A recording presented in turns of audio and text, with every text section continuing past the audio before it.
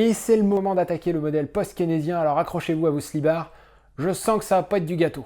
De la tarte, ça va pas être de la tarte. Mais non, ça c'est quand c'est trop facile. Oh là là, comment c'était trop de la tarte. Mais non, c'est l'inverse. La vache, c'était pas de la tarte et oh bah dis donc, c'était du gâteau. N'importe quoi, c'était pas du gâteau, mais c'est trop de la tarte. Je te dis que si, c'est évident. I will send Max down with a pod. I wouldn't do that. Oh, really? You wouldn't? That's right, I wouldn't. It's not a pile of junk out there. We don't know what the hell it is, except that it's very large and seems to have some purpose. If you want to send a pod down, send an unmanned one. I don't agree. I would like to go. Dumb. A piece of pie. Cake. Piece of cake. Cake, yes. Dumb. That's what it is. Just try not to get it mad, all right? How do you get it, mad? Dumb. Easy as cake, huh? Pie. Easy as pie.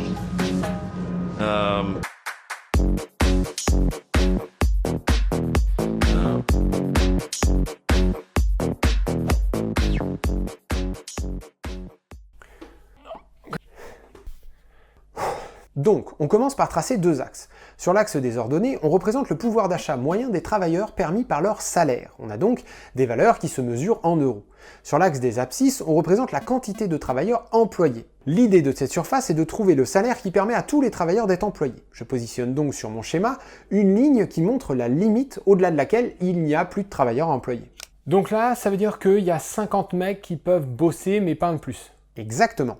Si le nombre de travailleurs est borné, le pouvoir d'achat des travailleurs doit l'être également. En effet, si pour mon exemple je dis que la productivité de mes travailleurs correspond à 10 €, c'est-à-dire que sur une journée un travailleur ne peut produire qu'une certaine quantité de richesse dont la valeur totale est de 10 €, alors il est logique que les entreprises ne rémunèrent jamais les travailleurs plus que 10 € la journée. Ok, donc si mon travail rapporte 10 € à l'entreprise, elle va forcément me payer moins que 10 €, sinon elle ne peut pas faire de bénéfice. C'est ça. Du coup ici, on part du principe que la productivité des travailleurs reste toujours la même. Oui, dans ce modèle, on n'a pas besoin de postuler que la productivité des travailleurs est décroissante. On va donc considérer qu'elle reste constante. Ok, je suis chaud.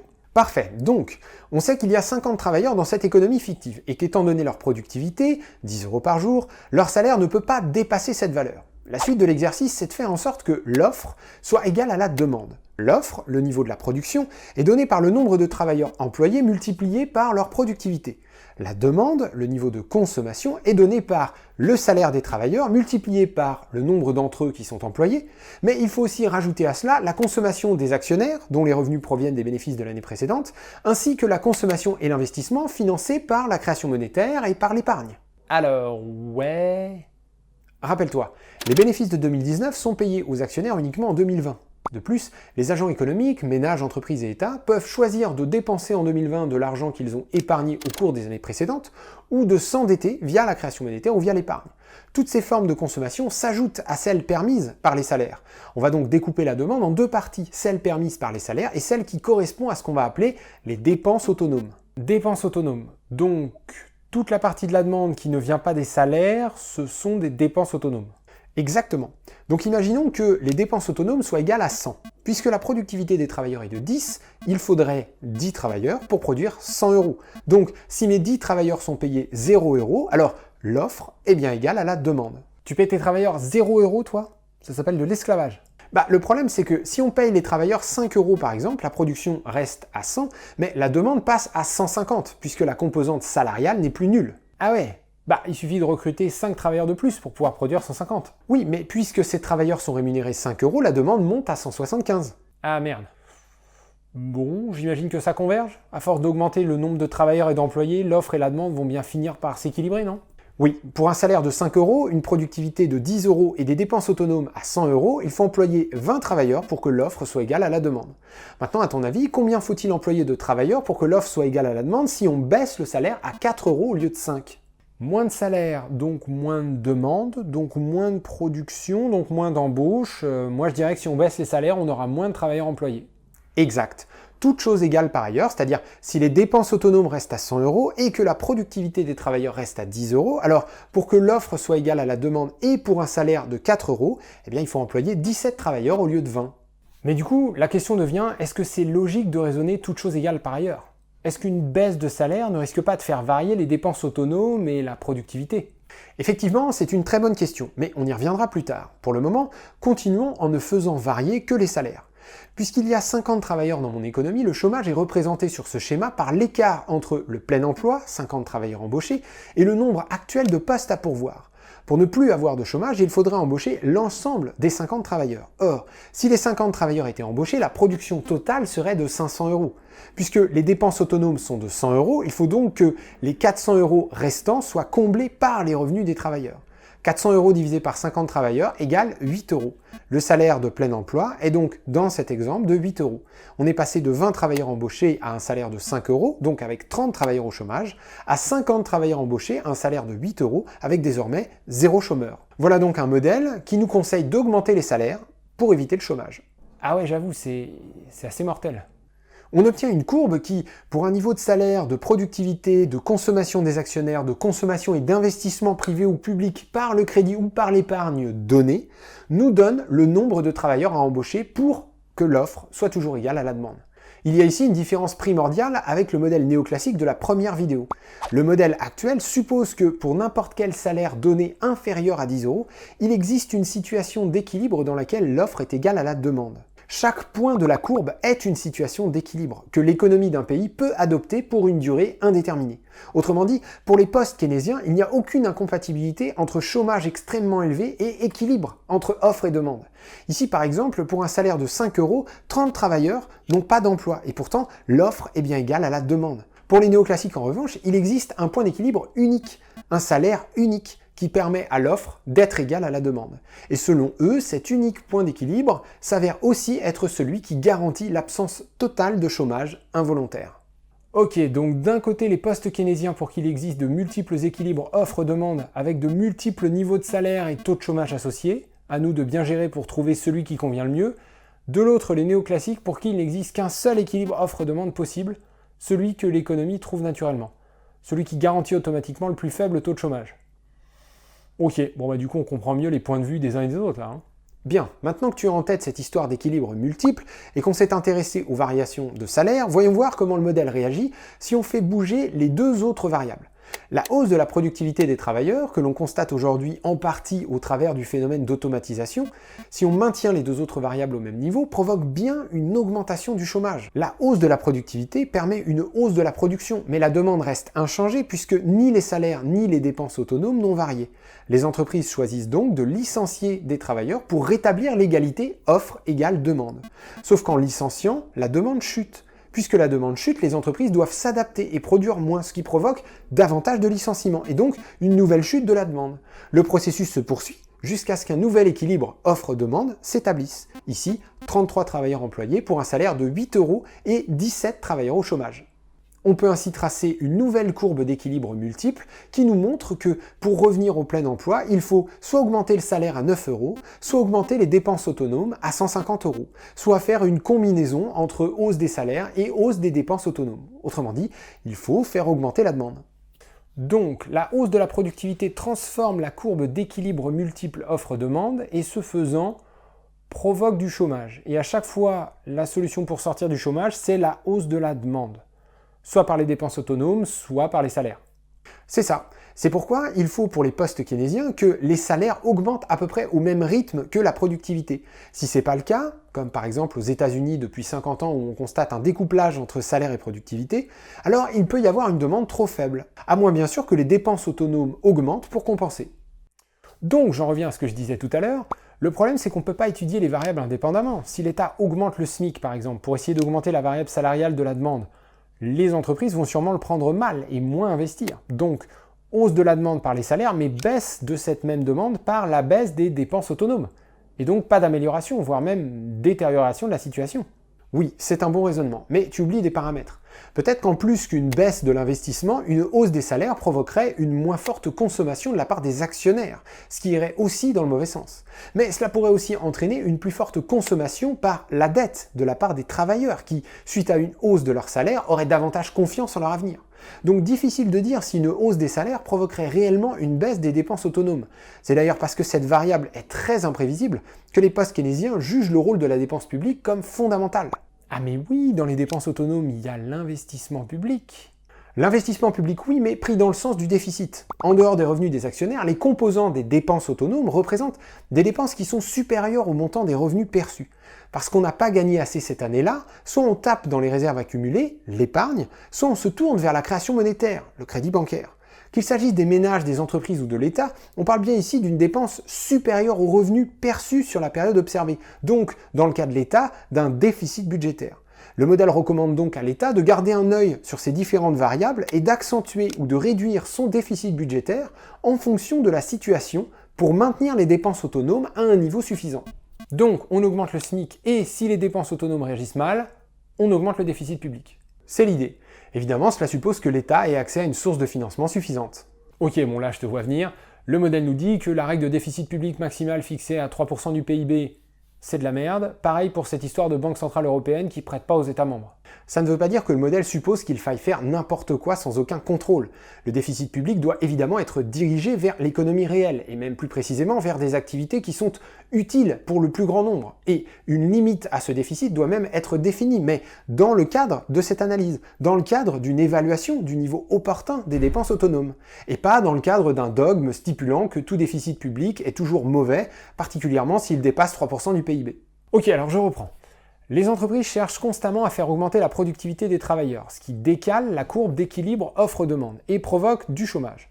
Pour résoudre le problème, il faut augmenter la demande. On peut y arriver par exemple en augmentant les salaires, donc on peut imaginer une hausse du SMIC. Mais cette décision pourrait être mal interprétée par les entreprises, qui investiraient moins.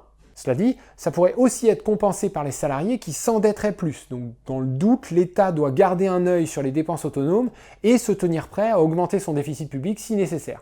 Avec ce modèle, on capture déjà une bonne partie de la complexité du problème du chômage, mais il manque plusieurs éléments qui le complexifient encore davantage. Premièrement, on est parti du principe qu'une hausse de la productivité des travailleurs provoque nécessairement du chômage. La hausse de la productivité provoque une hausse de la production qui ne trouve pas preneur car sans hausse des salaires, la demande n'a pas augmenté, ce qui force les entreprises à diminuer la production, donc à licencier.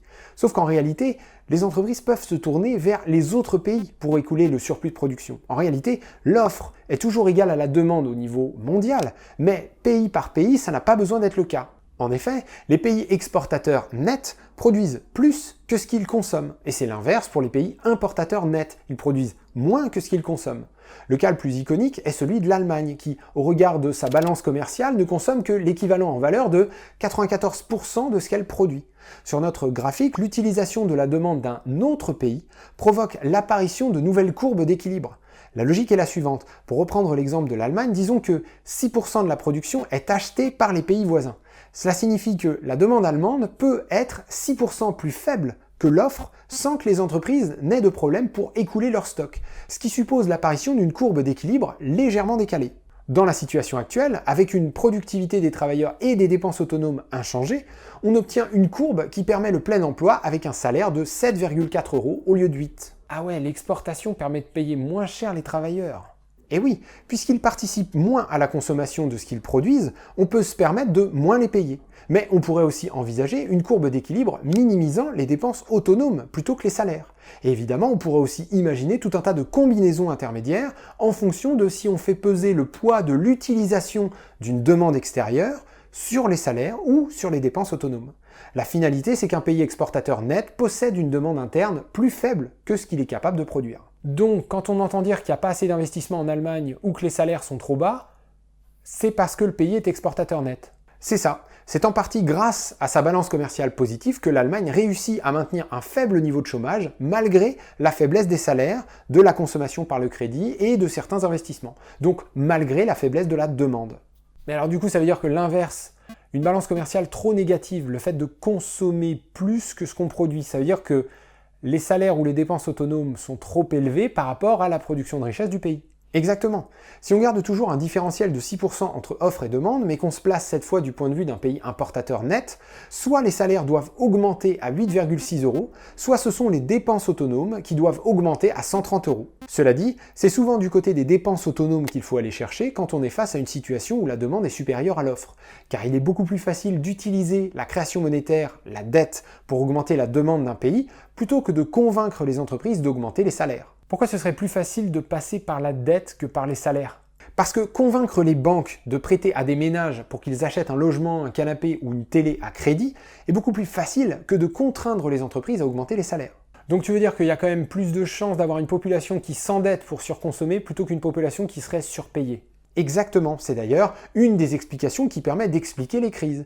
L'augmentation de la demande par le biais de la dette finit par provoquer une situation insoutenable. Quand la dette ne peut plus augmenter parce que les agents économiques refusent de s'endetter davantage ou que les banques refusent de prêter, la demande devient inférieure à l'offre et les entreprises licencient pour ajuster la production. Ce qui nous amène aux autres éléments de complexité qui, eux, ne peuvent pas vraiment être ajoutés au modèle, mais dont il faut tenir compte et dont le premier s'appelle délocalisation. Là où avec un accroissement de l'endettement, les banques s'attendent à une augmentation de leurs revenus, parce qu'elles touchent plus d'intérêts quand la quantité de dette est importante, ce qui de leur point de vue est plutôt positif, la solution de l'augmentation de la demande par la hausse des salaires, elle, fait peur aux entreprises, car elle nuit à leur compétitivité. Les entreprises auront tendance à menacer de délocaliser la production si on les force à augmenter les salaires. Ainsi, la trop forte demande par rapport à l'offre de certains pays vient davantage de la dette que des salaires trop élevés. Mais surtout, même en partant du principe que l'offre d'un pays soit exactement au même niveau que sa demande, la solution de l'augmentation de la demande par les salaires pour résoudre un problème de chômage devient très difficile à mettre en place. Car si on force les entreprises à augmenter les salaires, celles-ci peuvent choisir de délocaliser plutôt que de payer les travailleurs plus cher. Ah, mais putain, oui, c'est carrément évident. À la limite, si tu augmentes le SMIC et que les entreprises investissent moins, tu peux compenser avec du déficit public, mais si les entreprises se barrent carrément du pays, bah là, ça devient chaud de compenser. Mais est-ce qu'on pourrait pas expliquer aux entreprises que l'augmentation des salaires va leur bénéficier? Si elles jouent le jeu, l'augmentation de la demande va leur permettre de vendre plus de marchandises. Et non, c'est un autre élément de complexité. Les entreprises sont libres de délocaliser et les consommateurs sont libres de consommer ce qu'ils veulent. Si on convainc les entreprises de rester malgré une augmentation des salaires, encore faut-il convaincre les consommateurs d'acheter les marchandises produites par les entreprises qui ont joué le jeu. Parce que si les consommateurs utilisent leur augmentation de salaire pour acheter des produits étrangers, alors les entreprises nationales auront payé des salaires plus élevés sans bénéficier de l'augmentation de la demande. Ah ouais, fait chier. Donc il faut empêcher les entreprises de délocaliser et forcer les consommateurs à acheter du made in chez eux.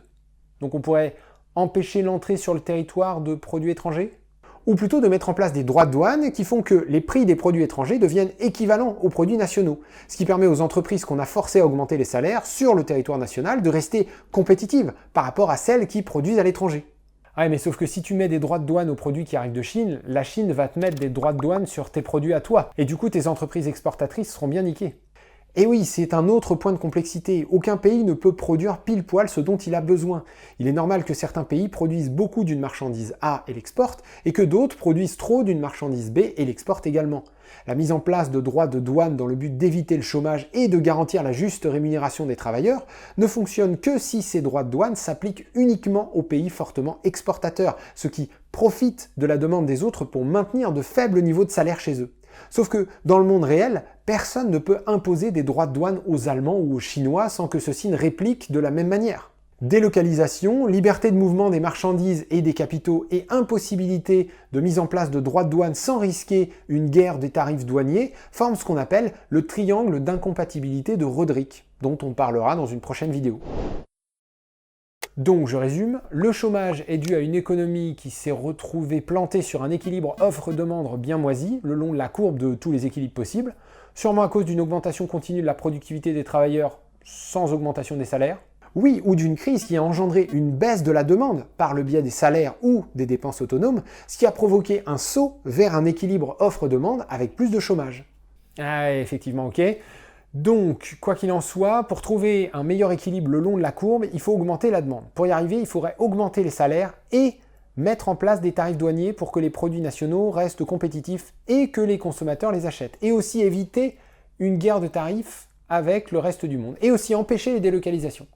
Et à ce moment-là, parce que la demande augmente, le carnet de commandes se remplit, donc les entreprises se motivent, elles embauchent, le chômage se réduit.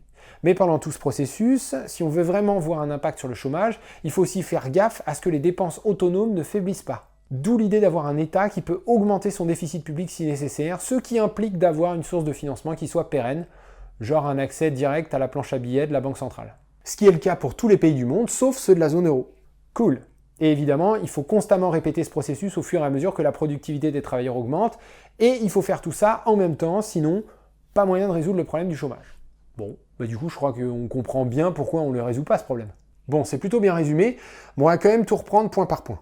Selon les postes keynésiens, la production des entreprises est avant tout déterminée par la demande, car les entreprises ajustent leur production en fonction du remplissage du carnet de commandes. Cette demande dépend de deux variables, ce qu'on a appelé les dépenses autonomes, qui regroupent les revenus des actionnaires issus des bénéfices de l'année précédente, les dépenses de consommation ou d'investissement issues de la création monétaire, et celles issues de l'utilisation de l'épargne. Et puis il reste aussi la variable salariale, qui dépend du nombre de travailleurs embauchés et de leur salaire.